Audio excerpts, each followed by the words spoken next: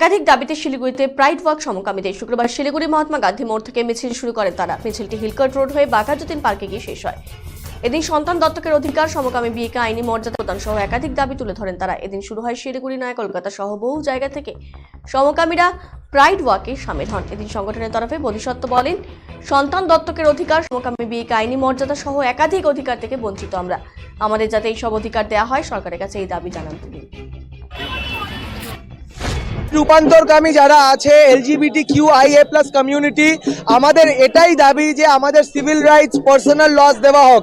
আমাদের কোনো marriage rights নেই, অ্যাডপশন রাইটস নেই, ইনহেরিটেন্স রাইটস নেই, কোনো অ্যাজ সাচ হেট ক্রাইম এবং হেট স্পিচের আগেনস্টে কোনো লজ নেই। তো সরকারের কাছে এটাই দাবি যে LGBTQIA+ কমিউনিটির যাতে রাইটসকে স্বীকার করে এবং আমাদের রাইটস যাতে দেয়। আমরা